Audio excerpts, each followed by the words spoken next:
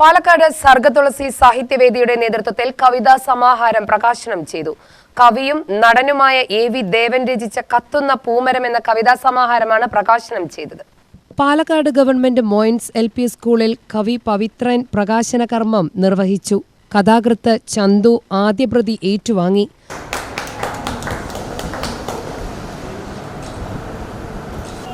നേരത്തെ ഈ പുസ്തകം എനിക്ക് കിട്ടിയിട്ടില്ല, അയച്ചിട്ടുണ്ടെന്ന് അറിയിച്ചിരുന്നു. പക്ഷേ ഈ സമയം വരെ പുസ്തകത്തിന്റെ കോപ്പി കയ്യിൽ കിട്ടിയിട്ടില്ല. ഇന്ന് രാവിലെ ദേവന്റെ വീട്ടിൽ വെച്ച് ഒന്ന് പൊളിച്ചു നോക്കിയതേ ഉള്ളൂ. ഒരു പക്ഷേ ആ പേര് തന്നെ എൻ്റെ ഹൃദയത്തിൽ പൊള്ളി വീണു എന്ന് പറയണം, കത്തുന്ന പൂമരം.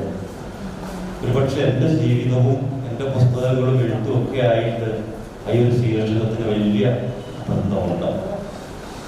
കനലെഴുത്ത് എന്നൊക്കെ പറയുന്നത് പോലെ ആത്മാവിൻ്റെ ആഴങ്ങളിൽ നിന്ന് ഉരുകി ഒലിക്കുന്ന വാക്കുകളുടെ ഒരു പുസ്തകമാണ് ഈ കവിതാ സമാഹാരം.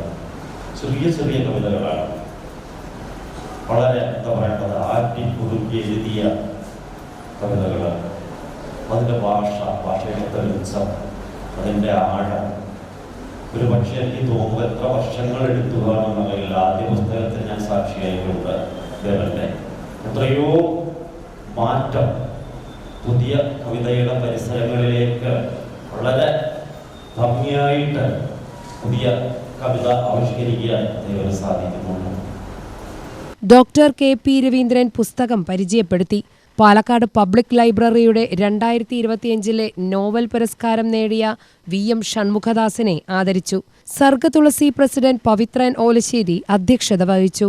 ദുർഗ ഗീതു, ടി.എസ്. പീറ്റർ, കൊടുവായൂർ ഗ്രാമപഞ്ചായത്ത് പ്രസിഡന്റ് മുരുകദാസ്, അശോകൻ രാജീവം, കൃഷ്ണദാസ്, സതീഷ് കൊയിലത്ത്, മിനി ശേഖർ, ഹംസ, എ.വി. ദേവൻ എന്നിവർ പ്രസംഗിച്ചു. സപര്യ ബുക്സാണ് പുസ്തകം പ്രസിദ്ധീകരിച്ചത്. UTV news, Palakkad.